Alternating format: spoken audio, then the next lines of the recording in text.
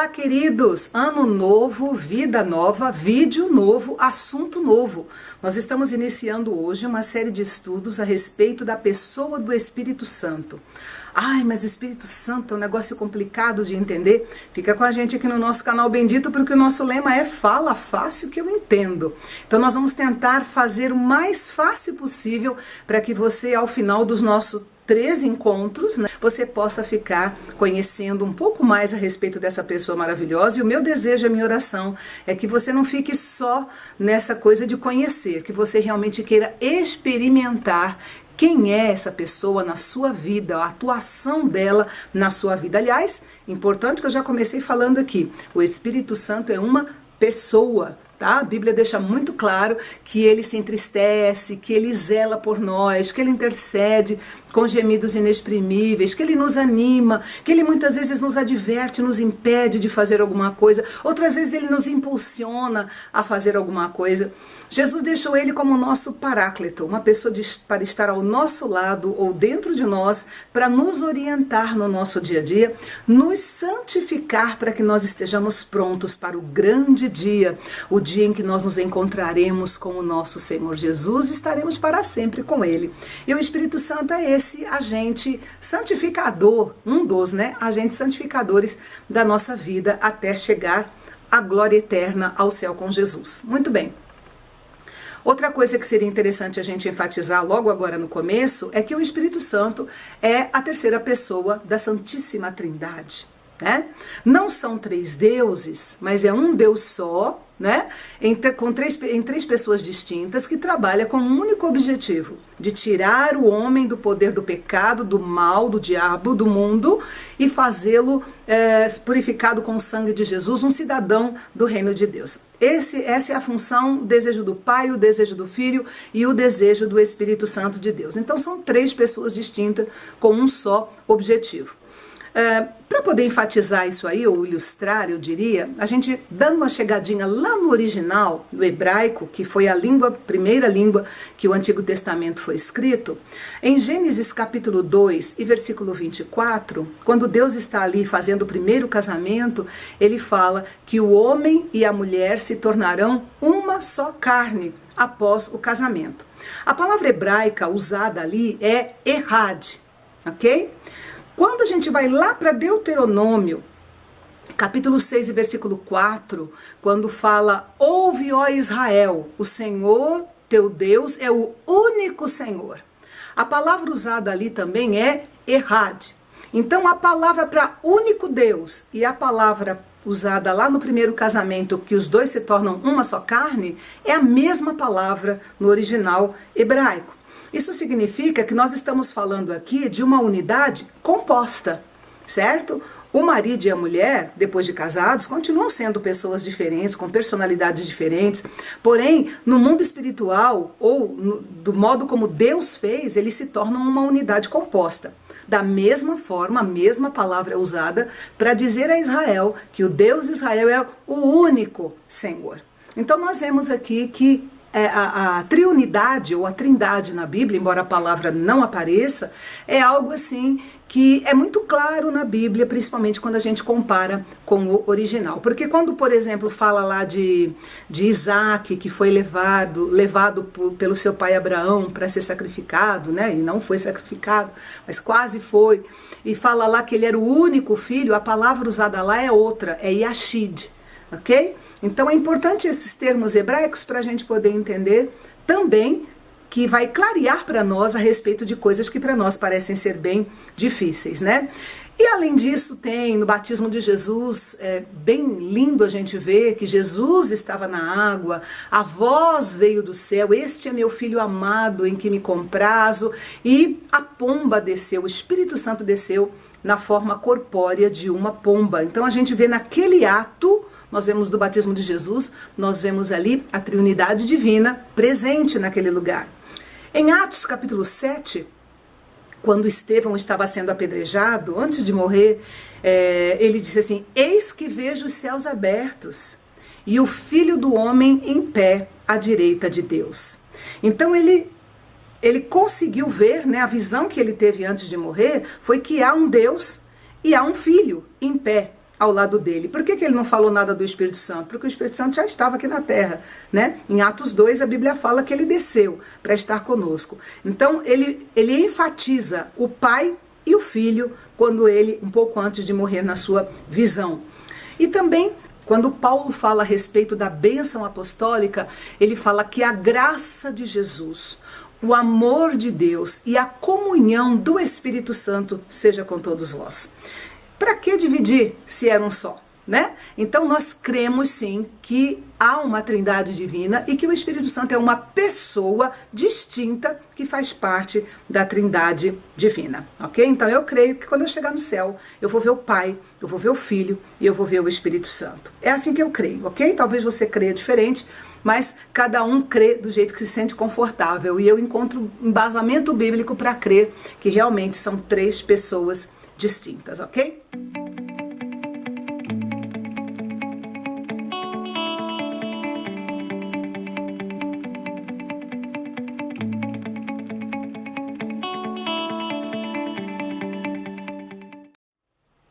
Continuando, eu gostaria de falar a respeito da ação do Espírito Santo no Antigo Testamento.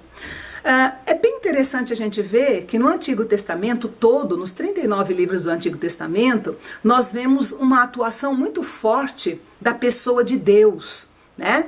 Não que Jesus não aparecesse, nós temos algumas aparições de Jesus no Antigo Testamento, quando a Bíblia se refere ao anjo do Senhor. E como é que a gente sabe que é Jesus? A gente sabe que é Jesus porque esse anjo do Senhor aceita adoração.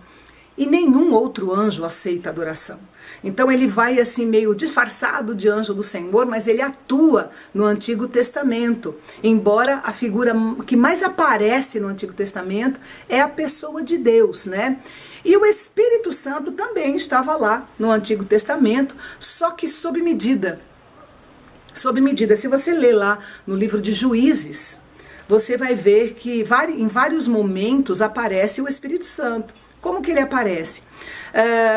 Por exemplo, Sansão. A Bíblia fala que o Espírito de Deus tomou Sansão, encheu Sansão, e ele foi, fez e aconteceu de acordo com o momento histórico ali daquilo que Deus queria para ele que ele fizesse.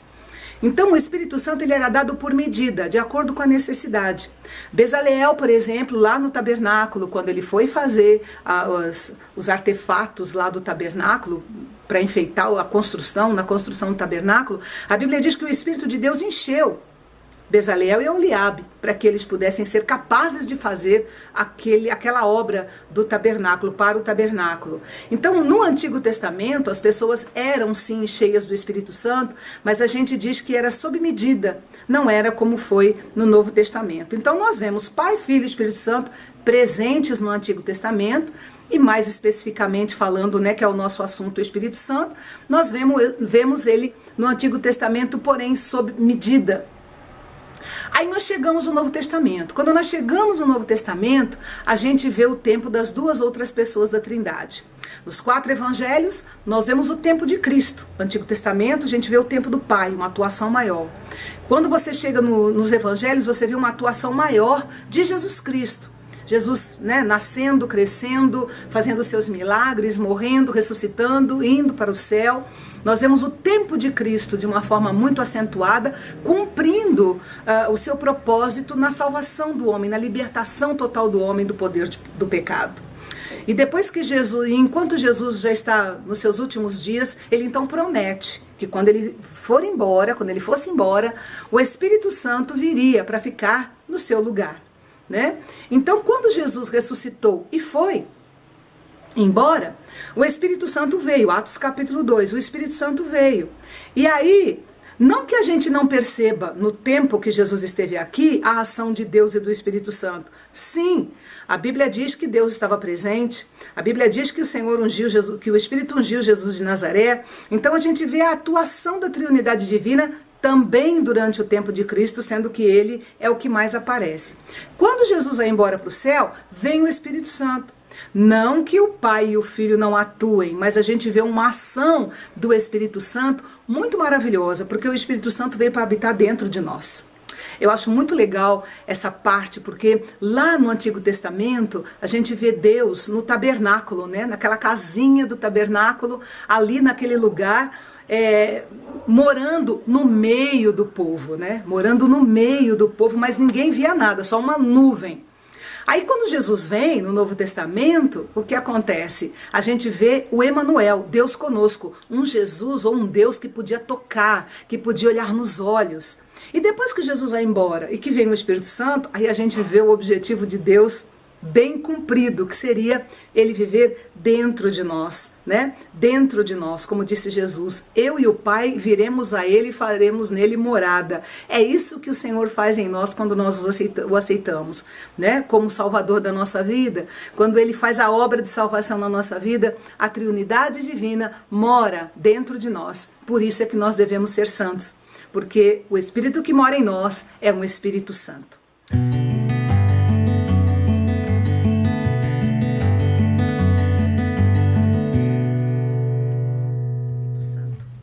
E aí, em último lugar, nós vemos a ação do Espírito Santo na nossa salvação, na salvação do homem. Tem uma ilustração antiga, só os fortes, eu digo que só os fortes vão lembrar, né? Só quem já está há muitos anos no Evangelho é que vai lembrar disso, muitos mesmo. Era um livretinho que a gente tinha antigamente, chamado Coração do Homem. Né? E nesse livretinho, o Coração do Homem, mostra o coração do homem sem Deus, Satanás sentado no centro, reinando, né? E em volta vários animais, esses animais, cada um deles representando um tipo de pecado, tá? E do lado de fora do coração, a gente vê o Espírito Santo como se ele estivesse procurando um lugarzinho para poder entrar. Aí na figura seguinte, são várias figuras, na figura seguinte mostra o Espírito Santo, digamos, achou uma frestinha e aí brilha uma luz dentro do coração. E quando essa luz brilha dentro do coração, a bicharada sai toda correndo e o diabo também sai correndo e aquele coração é todo iluminado. E aí começa o processo da salvação no coração daquele homem, etc e tal. Essa ilustração é muito interessante nesse processo de salvação. Porque a pessoa que está afundada no pecado, ela não se dá conta de que ela está no pecado. Mas o Espírito Santo, a impressão que dá é que ele fica o tempo inteiro procurando uma brecha, sabe? Uma hora de sensibilidade. Talvez quando a pessoa diga, minha vida não vale a pena, eu vou me suicidar. No momento desse parece que o Espírito Santo encontra uma brecha. E aí ele entra e ele começa a convencer a pessoa. João capítulo 16, versículo 8 diz que é ele, o Espírito Santo, quem convence o homem do pecado, da justiça e do juízo de Deus. Sem o Espírito Santo, nós não teríamos condição de perceber a gelada que nós estamos a caminho do inferno. Então é o Espírito Santo que esclarece. O que nós precisamos é dar ouvidos à voz do Espírito Santo e tomar uma atitude, né, com relação à salvação da nossa alma. Porque Deus já fez a parte dele. Deu Jesus para morrer no nosso lugar. Agora nós precisamos ser sensíveis à voz do Espírito para que quando ele, num momento desse, falar alguma coisa, ministrar alguma coisa, nós estejamos assim desarmados para poder dizer, Senhor, age na minha vida, perdoa os meus pecados, muda a minha vida, como tem acontecido com tantas, milhares e milhares e milhares de pessoas ao longo de toda a história. Então, o Espírito Santo é aquela pessoa que movimenta a pessoa em direção ao céu. Sem o Espírito Santo, nós somos como um carro sem motor. Sabe, um carro sem motor, ele é todo lindo, todo maravilhoso, pode ser assim uma Ferrari, uma coisa linda de se ver, mas se não tiver motor, que valia tem o carro? Nenhuma. Da mesma forma, é o Espírito Santo quem movimenta a nossa vida em direção a Deus, é Ele quem santifica a nossa vida, é Ele quem faz a nossa vida valer a pena aqui nesta terra e até para o futuro, para a vida eterna, né? Ele nos impulsiona, nos conduz, ele fala, ele guia, ele orienta, ele consulta. Louvado seja Deus pela pessoa maravilhosa do Espírito Santo que ele nos deu para andar conosco nessa terra. E só lembrando, o Espírito Santo que em nós habita é santo. Ele não compactua com o pecado. É por isso que nós precisamos estar atentos. A Bíblia diz lá em 1 Tessalonicenses 5, não apagueis ou não extingais o Espírito Santo de Deus. Por quê? Como é que a gente extingue o Espírito Santo? Pela ingratidão, pelo pecado, por virar as costas para Deus, por não buscar uma vida de santidade, por não andar de acordo com a palavra de Deus. Então nós precisamos cuidar, né, regar a plantinha que foi plantada dentro de nós pelo Espírito Santo de Deus. Como é que a gente rega? Com oração, com leitura da palavra, com comunhão com Deus, se afastando do pecado. Essas são as atitudes que Deus espera de nós, para que o seu Espírito continue morando em nós e agindo no nosso coração, tá bom? Ainda nesse livrinho do coração, que eu falei para vocês, que eu mencionei para vocês, lá para frente, já nas últimas figuras, ele mostra uma pessoa que se afastou de Deus. E aí entra aquela palavra que Jesus falou, que aquele demônio volta àquele coração e encontra aquele coração limpinho, claro, porque acabou de sair quem? O Espírito Santo. Então deixou a casa limpa, adornada. E aí disse Jesus, ele volta e traz consigo outros 7 demônios e o estado dessa pessoa é pior do que o primeiro, que só tinha um demônio, né? Como eu já ilustrei para vocês. Então nós precisamos cuidar, porque se a gente não cuida, a gente dá lugar ao pecado e às vezes é muito mais difícil o retorno do que a aproximação de Deus. Ela se torna mais fácil do que cair e retornar. É muito mais difícil.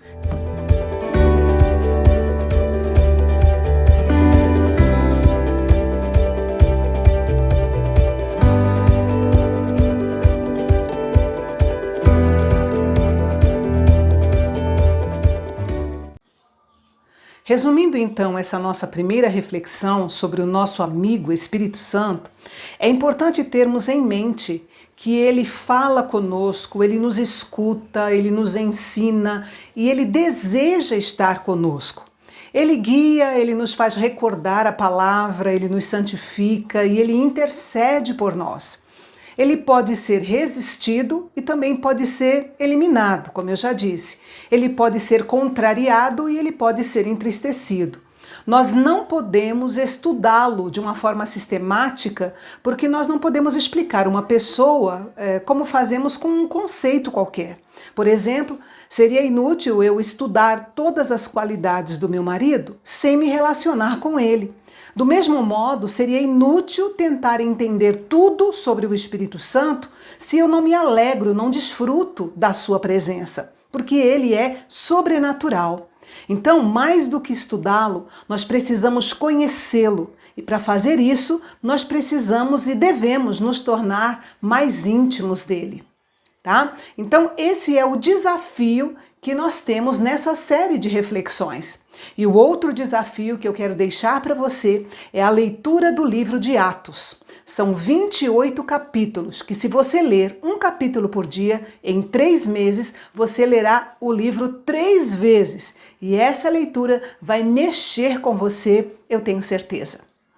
E eu vou ficando por aqui, esperando você na próxima semana para mais uma reflexão sobre como o Espírito Santo atua na nossa vida, do momento da conversão até a nossa chegada no céu. Eu espero você, que Jesus te abençoe e até lá!